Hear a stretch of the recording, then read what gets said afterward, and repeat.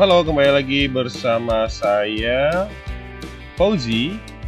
Free video buka bisnis kurir, rahasia membuka jasa pengiriman barang dengan mudah. Pada video kedua atau video selanjutnya, kita akan membahas tentang tantangan di bisnis kurir atau tantangan di bisnis logistik. Kita tahu bahwa sekarang ini banyak sekali merek ataupun brand-brand yang bermunculan.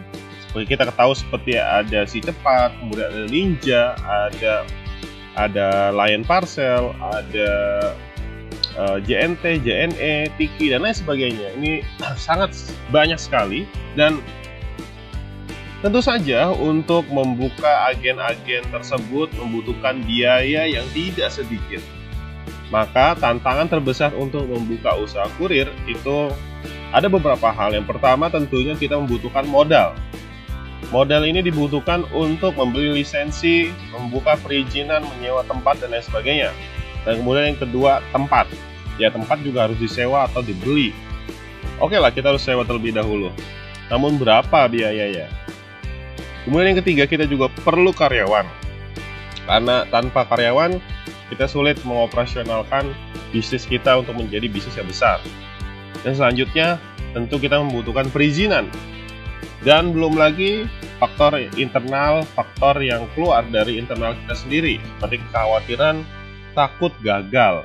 Sudah investasi besar, sudah mengeluarkan uang yang cukup banyak untuk membeli sistem, untuk deposit, untuk sewa tempat dan gaji, ternyata gagal. Dan masih banyak lagi tantangan-tantangan lainnya. Cara mudah bisa membeli usaha kurir ekspedisi dengan membeli franchise ternama, itu pun dengan biaya yang tidak sedikit. Nah, saya mengambil sebuah estimasi biaya investasi pembukaan jasa pengiriman barang, seperti yang bersumber dari investasiuntung.com. Untuk membuka sebuah jasa pengiriman barang, maka kita membutuhkan biaya investasi sebesar 126 juta.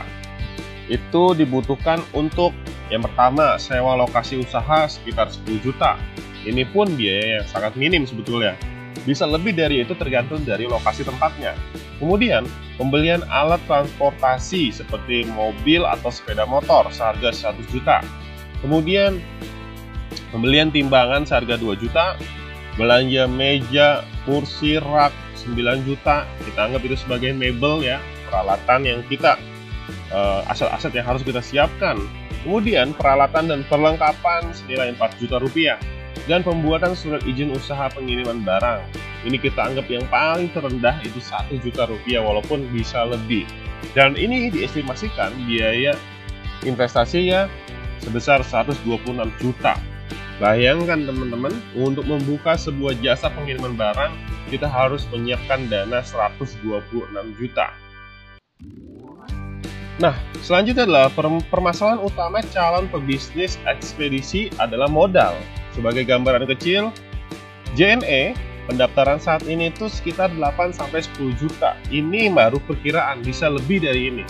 Belum termasuk kelengkapan dokumen tempat usaha, peralatan, dan bisa di total itu sekitar 25-30 juta. JNT pendaftarannya 10 juta, belum termasuk perlengkapan, anggaplah sama seperti JNE. Si Cepat, kita harus deposit 10 juta, dengan perlengkapan, tempat, dan lain sebagainya 20 juta.